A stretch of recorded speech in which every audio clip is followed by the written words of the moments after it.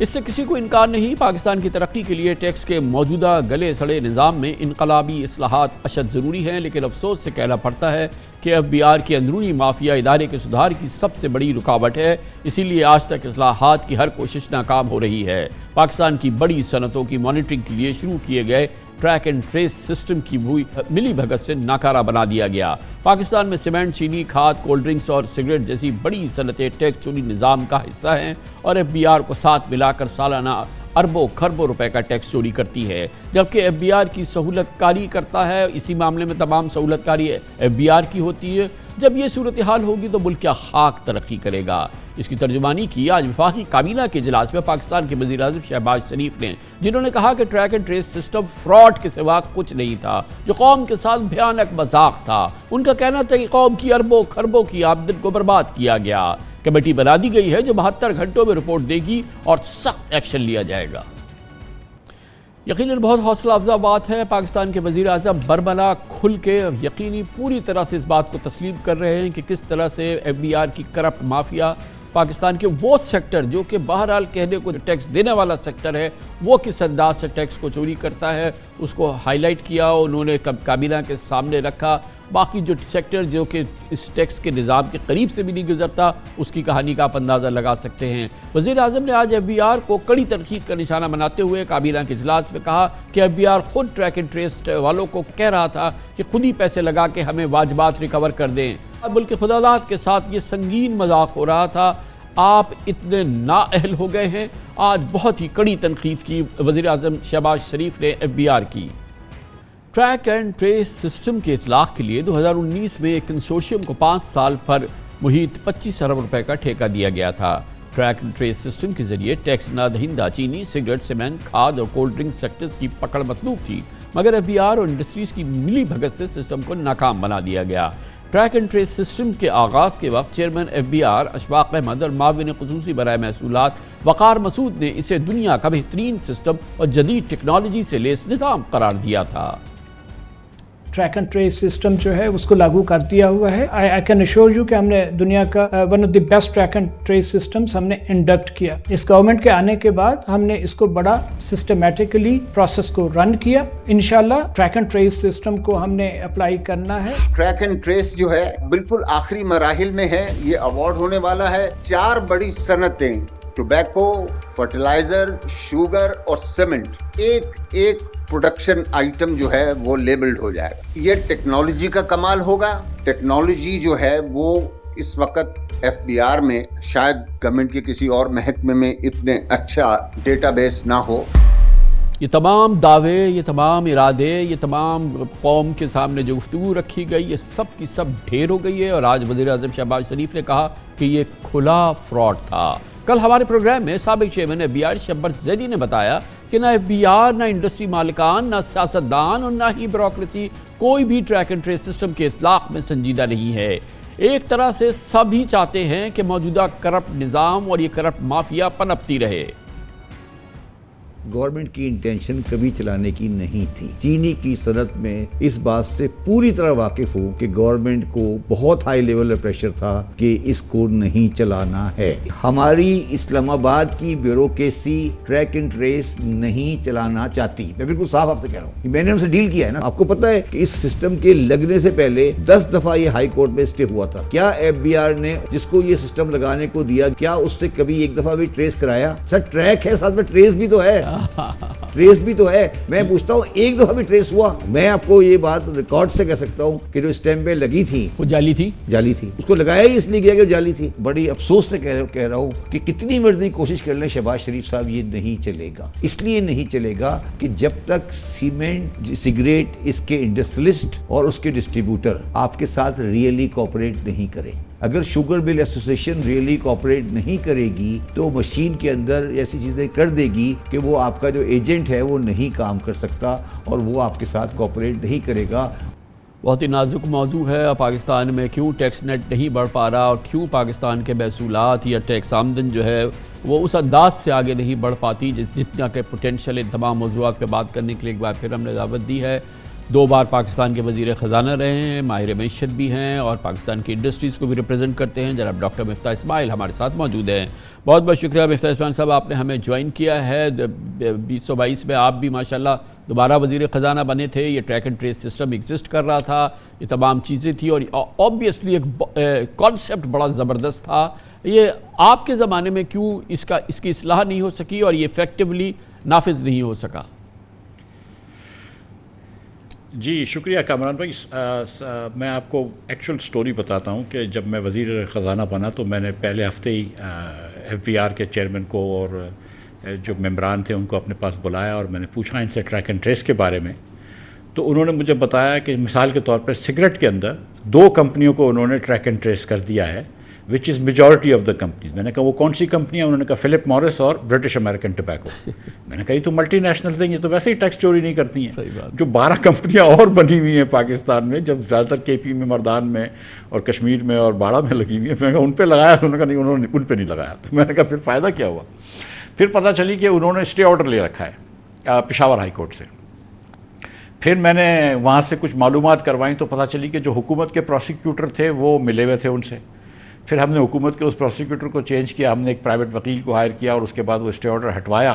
اور ہم کو یہ پتہ چلی کہ ہمارے پروسیکیوٹر خود ہی ڈیٹ لے لیتے تھے.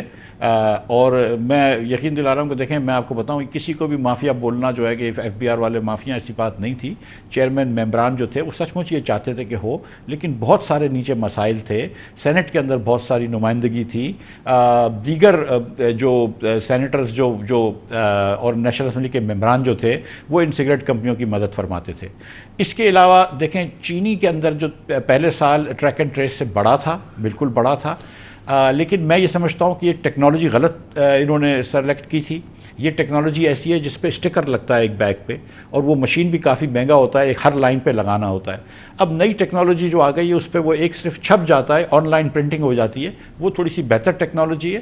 آئی تھنک کہ 5 سال ہو گئے، آپ ٹیکنالوجی کو ضرور چینج کر دیں، لیکن اس پہ پولیٹیکل کمٹمنٹ چاہیے. دیکھیں آپ افسروں کو برا بھلا کہہ دیں، لیکن افسر کی کیا حیثیت ہے؟ آپ ٹرانسفر کر دیں، کوئی ممبر کوئی چیئرمین ہٹا دیجیے اگر آپ کو لگتا ہے صحیح نہیں ہے. اس پہ پولیٹیکل کمٹمنٹ چاہیے. یہ تو سب کو پتہ تھی کہ سگریٹ کی صرف 2 کمپنیاں ٹیکس دیتی ہیں اور باقی کمپنیاں ٹیکس نہیں دیتی. اور جتنا آپ زیادہ ٹیکس لگاتے ہیں اور وہ جو باقی کمپنیاں ٹیکس نہ دہندہ ہیں وہ چاہتی تھی کہ آپ ٹیکس زیادہ سے زیادہ بڑھا دیں تاکہ ان کو فائدہ ہو جائے. اور آج جو منیمم ٹیکس ہے اس سے سستی سگریٹ پاکستان میں بکتی ہے. اس کا مطلب ہے کہ انہوں نے تو ٹیکس دیا ہی نہیں ہے.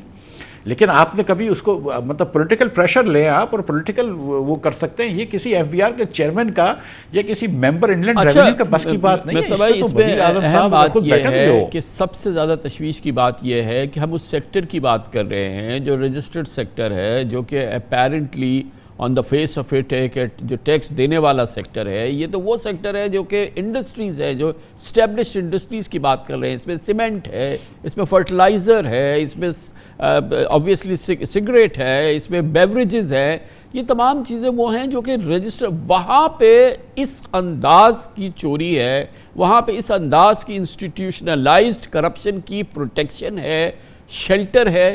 یہ تو ایک پاکستان میں جو ٹیکس کا نظام ہے اس کی جو تباہی ہے اس کی سب سے بڑی مثال ہے. اور دیکھیں کتنا آرگنائز حکومت نے پوری جان لگا لی اور تمام چیزیں کر لی، اور آج کا وزیر اعظم کہہ رہا ہے کہ یہ کھلا فراڈ تھا، یہ کھلا فراڈ کیا گیا. تو اس سے اندازہ ہوتا ہے کہ یہ کس جگہ پہ ہم کھڑے ہیں. سر گزارش یہ ہے کہ تھوڑا سا پولیٹیکل کیپٹل اگر وزیر اعظم صاحب اس پہ لگائیں اور وہ کروائیں نا سگریٹ کی 12 کمپنیوں پر ٹریک اینڈ ٹریس لگوا لیں یا کوئی نیا ٹریک اینڈ ٹریس کا سسٹم لگوا لیں نا، دیکھ لینا وہ کروائیں تو پھر پتہ چلے گی. آپ ایف بی آر کو مافیا کہنا تو بڑا آسان ہے. جہاں تک بیوریجز کا تعلق ہے تو بیوریجز کے اندر بھی اگین جو پیپسی اور کوک بڑی کمپنیاں وہ کمپلائنٹ ہیں. آپ کو پتہ ہوتی ہے کہ وہ کتنی چینی لیتی ہیں. جہاں تک چینی کی ملوں کا تعلق ہے تو آپ کو ان کی کیپیسٹی بھی پتہ ہے. آپ کیپیسٹی ٹیکس لگا دیجئے اس کے اوپر، کس سے ختم ہو جاتا ہے. آپ کو سیمنٹ کی کیپیسٹی بھی پتہ ہے، آپ اس پہ بھی ٹیکس لگا دیجئے، کیونکہ زیادہ تر وہ جو سیمنٹ بیچتے ہیں یا شوگر بیچتے ہیں وہ ان آرگنائز سیکٹر میں بیچتے ہیں جو کہ سیل ٹیکس کا بل نہیں مانگتا ہے. تو that's a different thing. So you have to treat every industry differently, beverage industry differently treat ہوگی، شوگر اور سیمنٹ ڈفرینٹلی ٹریٹ ہوگی، سگریٹ ڈفرینٹلی ٹریٹ ہوگی. لیکن اگر حکومت جو ہے اس کے اوپر پولیٹیکل پریشر لینے کے لیے تیار ہے تو یہ چیزیں ہو سکتی ہیں. لیکن بڑی بات یہ ہے کامران بھائی کہ ہم ابھی بھی اسی کی بات کر رہے ہیں کہ ہم نے مینوفیکچرنگ کے اوپر کتنا ٹیکس لگانا ہے.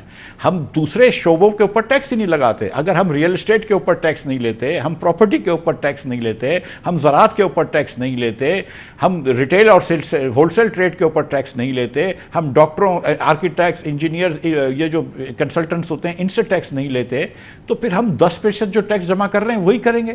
ہم کو کم از کم ٹیکس نیٹ کو بھی تو پھیلانا ہوگا نا. ان لوگوں سے بھی تو آپ ٹیکس لینا کہ جو ٹیکس نیٹ میں ہی نہیں ہے. کیا ان کی انکم ہم سے زیادہ مقدر ہے؟ مطلب تو پھر سب سے آپ ٹیکس لیں.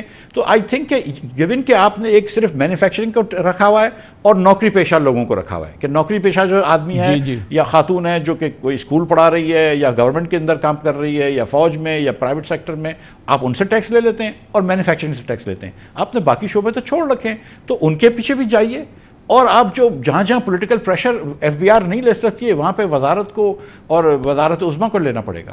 ظاہر ہے دیکھیں ریٹیل سیکٹر پہ تو سب سے بڑی بات یہ ہے کہ 37 لاکھ ریٹیل ہمارے پاس ریٹیل آؤٹلیٹس ہیں. اب یہ اس ایف بی آر نے نکالی کہ جی والنٹری آپ اپنے آپ کو رجسٹر کریں، تو 2 ہفتے میں 50 لوگوں نے اپنے آپ کو رجسٹر کیا. مفتاح بھائی آپ تھے فائنانس منسٹر، آپ نے کہا تھا یار 3-3 ہزار روپے دے دیا کرو بجلی کے بل پہ، تو مریم بی بی نے ایک ٹویٹ کر کے اس کو ختم کرا دیا تھا یہ پوری چیزیں.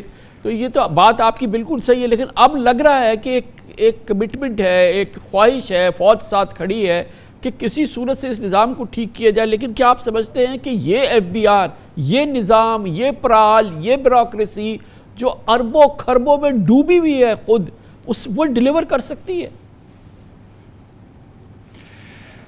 کامران بھائی دیکھیے، یہی بیوروکریسی اور یہی ایف بی آر ہمارے پاس ہے اور ہم کو اسی سے کام لینا ہے. ٹھیک ہے، آپ کیا سوچ رہے ہیں کہ ہم کہیں سے باہر سے سنگاپور سے لے کر آئیں گے ٹیکس کلیکٹرز، باقی ٹیکس بھرنے والے پاکستانی ہوں گے لیکن ٹیکس کلیکٹ کرنے والے سنگاپور سے ہوں گے؟ اس کے اندر آپ بیسک ریفارمز کر سکتے ہیں. جو آپ نے بات کری ٹیکس کی، تو اس وقت میں نے جب ریٹیلرز کے اوپر ٹیکس لگایا تھا تو وہ میرا خیال تھا کہ یہ اچھی چیز ہے اور لگنا چاہیے. اب تو آئی ایم ایف کا بھی حکم آ گیا. پھر ہم آئی ایم ایف کو بڑا برا بھلا کہتے ہیں، لیکن when we fail to do the right thing پھر آپ کو آئی ایم ایف کو کہنا پڑتا ہے. تو اب انشاءاللہ ہو جائے گا. لیکن گزارش یہ ہے کہ اب مثال کے طور پر 9,500 ارب روپیہ آپ اس سال ٹیکس جمع کریں گے، اس میں سے آپ کو پتہ ہے کہ آڈٹ کی وجہ سے کتنا ٹیکس آئے گا؟ 10 ارب روپیہ. صرف 9,500 کے سامنے 10 ارب روپے. میری تو یہ سمجھ ہے، یہ دانشت ہے کہ آپ آڈٹ کا فنکشن ایف بی آر سے ہٹا لیں، اور جب آڈٹ ہوگا تو وہ نہ صرف کمپنی کا آڈٹ ہو رہا ہوگا لیکن اس افسر کا بھی آڈٹ ہو رہا ہوگا جس نے یہ ٹیکس اسیسمنٹ پاس کیا ہو. یا آپ اس کو کون نہیں جانتا؟ بھائی ظاہر ہے کہ آپ تو جانتے ہیں، آپ کاروبار کرتے ہیں، ہم لوگ جانتے ہیں آڈٹ تو سب سے بڑا انسٹرومنٹ ہے، ویپن ہے ٹیکس آفیسر کا، بلیک میلنگ کا، لوٹ مار کا. یہ تو کس کو نہیں پتا کہ اس کا کام ہی صرف یہ ہے کہ لوٹ مار کی جائے. اور جو نوٹسز کی بھرمار کر دی جاتی ہے، اس کا کیا مطلب؟ اس کا مطلب یہی ہے نا کہ آؤ بیٹھ کے بات کرو. کون نہیں جانتا اس بات کو؟ اور پھر آپ کہتے ہیں کہ 4 کھرب روپے جو ہیں وہ اسٹک ہے لٹیگیشن میں. لٹیگیشن تو یہ ہے جو ان آفیسرز نے نوٹسز جاری کر کے جو ہے وہ ایک پائل بنا دی. ہم اپنے آپ کو بے وقوف بنا رہے ہیں نا. آج پرائم منسٹر صاحب یہ ساری بات مانی ہے. سر گزارش یہ ہے کہ جو پیسے اسٹک ہیں اس کا میں نے قانون سازی کی تھی کہ آپ اس کے اندر ایک اے ڈی آر بنا لیں، آلٹرنیٹ ڈسپیوٹ ریزولوشن، کیونکہ کورٹوں میں بہت عرصہ چلتا ہے. ایف بی آر جو تھی وہ ہر جگہ اے ڈی آر میں نے کہہ دیا تھا کہ تیار ہوگی. جو بزنس مین چاہے گا ہم اے ڈی آر کرنے کے لیے تیار ہیں. ایک عملے کا آدمی، ایک وہ کوئی بزنس مین بتا دے جو بزنس مین کی طرف سے ہو، اور ایک تھرڈ آدمی جو ہو وہ فیصلہ امپائر کرے اور فیصلہ کر کے آپ نکلیں. اس کو سالو کر لیں. مجھے نہیں پتا کہ کتنے پیسوں کی ریکوری ہو سکتی ہے، لیکن 200-500 ارب روپے سے زیادہ مجھے مشکل لگتا ہے. ایف بی آر کے بھی بہت سارے کلیمز ہوتے ہیں جو کہ صحیح نہیں ہوتے، آپ بھی جانتے ہیں. یہ آپ نے بات ایک دم درست فرمائی کہ جو ڈیسک آڈٹ ہوتے ہیں اور جو آڈٹ نوٹسز ہوتے ہیں وہ اس کے لیے ایکسٹورشن کا بھی ایک طریقہ ہوتا ہے. لیکن ایٹ دا سیم ٹائم آپ یہ بھی بات سمجھتے ہیں نا کامران بھائی کہ اگر آڈٹ کی چیزوں کو ہٹا دیں گے ہم تو پھر کمپلائنس بھی کم ہو جائے گا. اس لیے میرا یہ خیال ہے کہ اگر آڈٹ کے فنکشن کو ایک دم ایف بی آر سے الگ کر دیں، کچھ افسران ایف بی آر کے لے لیں، کچھ دیگر اور لائرز اور چارٹرڈ اکاؤنٹنٹس کو ڈال دیں، اور ایک نئی آرگنائزیشن بنا لیں کہ جس کا کام صرف ٹیکس ویریفیکیشن، ٹیکس آڈٹ ہو، کہ وہ صرف یہ کمپلائنس چیک کر رہی ہو، اور ایف بی آر اپنا کام کر کرتی ہو. میں نہیں سمجھتا ہوں, میں معذرت کے ساتھ یہ کہنے لگتا ہوں, یہ اوپینین اتنا پاپولر نہیں ہے پاکستان میں. ہم سب ٹیکس والوں کو, ٹیکس لینے والوں کو برا سمجھتے ہیں, لیکن سچی بات یہ کہ کوئی مافیا نہیں ہے. لیکن جہاں ان کو پولیٹیکل سپورٹ چاہیے وہاں ہم پولیٹیکل سپورٹ نہیں دے رہے. جو شبر بھائی نے آپ سے کل بات کی کہ جب آپ چینی کے اوپر ٹریک اینڈ ٹریس لگاتے ہیں تو پھر پولیٹیکل پریشر آتا ہے, جب سگریٹ کے اوپر ٹریک اینڈ ٹریس لگاتے ہیں تو پھر پولیٹیکل پریشر آتا ہے. تو اس میں آپ سیاستدانوں کو مرید الزام بھی ٹھہرا سکنا چاہیے تھوڑا سا, صرف آپ افسران کے اوپر یہ چیز نہ ڈال دیں. ہم کو سیاستدانوں کو اپنی کرج کرنی ہوگی, اپنا کنوکشن کی, اور یہ کہنا ہوگا کہ نہیں اب ٹیکس لگے گا تو سب پہ لگے گا, اور ٹیکس جو ہے وہ ہر کمپنی پہ لگے گا. اور یہ نہیں کہ جو خود سیلف کمپلائنٹ ہیں, اگر ملٹی نیشنلز ہیں یا بڑی کمپنیاں, لیکن ہم چھوٹی بڑی سے لیں گے. اگر پاکستان میں جب میں نے اسٹیٹسٹکس دیکھی تھی تو 22.5 لاکھ دکانیں تھیں کراچی کو چھوڑ کے, جس میں سے صرف 30,000 دکانیں رجسٹرڈ تھیں. تو یہ زیادتی نہیں ہے. پورے پاکستان میں صرف 20 سوناروں کی دکانیں رجسٹرڈ تھیں, تو یہ زیادتی نہیں ہے. جب آپ 50,000 روپے سے زیادہ تنخواہ دار آدمی کے اوپر آپ ٹیکس لگانا شروع کرتے ہیں, لاکھ روپے کے اوپر آپ 10% ٹیکس لے لیتے ہیں, تو آپ نے کیوں دکانداروں کو چھوڑ رکھا ہے, آپ نے کیوں بڑے بڑے ذمہ داروں کو چھوڑ رکھا ہے, آپ نے کیوں بڑی بڑی پراپرٹی کو ایگزیم دے رکھا ہے. تو پھر آپ اس کو ہاریزونٹل ایکویٹی بھی لے کے آئیں اور ورٹیکل ایکویٹی بھی لے کر آئیں. یہ بتائیے کہ یہ ایک جانب تو ظاہر ہے کہ یہ ٹیکس کی بات ہے, یہ ساری چیزیں ہیں, سپر ٹیکس, سارے ٹیکس, ظاہر ہے یہ شعبہ بہرحال وہی ہے جس کی ابھی ہم نے بات کی اور اس وقت ہم نے اس کو کٹہرے میں رکھا ہے, لیکن بہرحال یہی ٹیکس دینے والے ہیں, وہ پورے نظام ہے جو کہ اس پہ حصہ نہیں ہے. اور پھر ان پہ وہ پریشر بھی ہے نا, یہ جو اب پاور ٹیرف بڑھ گیا ہے, جو گیس ٹیرف بڑھ گیا ہے, اس سے بھی تو چوری پیدا ہوگی نا, اس سے بھی تو چوری اور یہ نظام پیدا ہوگا. جب اتنا مہنگا ہو جائے گا کہ وہ آپ کاروبار ہی نہیں کر سکتے, یا تو آپ بند کر دیں یا اس کو پھر آپ کسی صورت سے مینیج کریں. اور پھر اس کا طریقہ یہی ہے کہ 2 لائنیں آپ بغیر ٹیکس کے نکال دیں, 6 ٹرک روزانہ کے سائٹ کر دیں. اس کے علاوہ تو پھر کوئی طریقہ نہیں ہے. سر یہ جو بجلی گیس کی قیمتیں بڑھائی گئی ہیں, بالخصوص گیس کی, اس سے آپ کی برآمدات کم ہوں گی. اور یہ جو ہمارے ایکسپورٹرز ہیں ان کے اوپر تو صرف 1% آپ ٹیکس لے لیتے ہیں فل اینڈ فائنل, اس سے تو ہماری برآمدات کو فرق آئے گا. آپ آلریڈی دیکھ رہے ہیں کہ ٹیکسٹائل کی سیل کم ہو رہی ہے, اور آپ دیکھیں گے کہ اگلے 3-4 مہینوں میں اور بھی کم ہوگی اگر ہم اس گیس کا کوئی کام سدے باب نہیں کرتے. جو گیس $6.5 کی بنگلہ دیش دیتا ہے اور $7 یا $8 کی ہندوستان دیتا ہے, وہ ٹیکس ہم سندھ اور بلوچستان میں شاید $12.14 کی دے رہے ہیں, اور پنجاب میں ہم $14 سے زیادہ دے رہے ہیں. حکومت کی انیفیشنسیز بھی ہم ان کو چارج کر رہے ہیں. اوپر سے جو ہم جو حکومت سبسڈی دینا چاہتی ہے غریب لوگوں کو, جو کہ بالکل دینا چاہیے, وہ بھی ہم انڈسٹریلسٹ سے چارج کر رہے ہیں. تو وہ تو ایک بڑا مسئلہ ہو گیا ہے. بجلی اور گیس کی جو قیمتیں ہیں اس وقت, آپ جو ہے مثال کے طور پر بجلی جو آپ ان کو بیچ رہے ہیں $60 سے زیادہ کا یونٹ ہے جو آپ کمرشل بیچ رہے ہیں. ڈومیسٹک کو بھی $40 کا یونٹ ہے. اور آپ دیکھ رہے ہیں کہ جو اچھے بڑے گھر ہیں کراچی, لاہور, اسلام آباد میں, ان سب کے اوپر سولر پینل لگ گئے ہیں.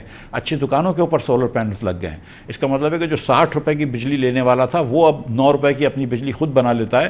اور آپ جو ہیں پھر جب آپ صرف غریب لوگوں کو ہی بیچتے رہیں گے بجلی, تو ان سے تو آپ ویسے $7-8 لے رہے ہیں, $10 لے رہے ہیں بجلی کے, تو یہ سسٹم مزید خراب ہوتا رہے گا. تو اس کو تو ہم کو ایک مرتبہ پھر سے اس کی زیرو بیسڈ بجٹنگ کے طریقے سے ہم کو دیکھنا پڑے گا کہ ہم کو سسٹم کو کس طرح چلانا ہے. بہت بہت شکریہ. ڈاکٹر مفتاح اسماعیل ہمارے ساتھ موجود ہیں.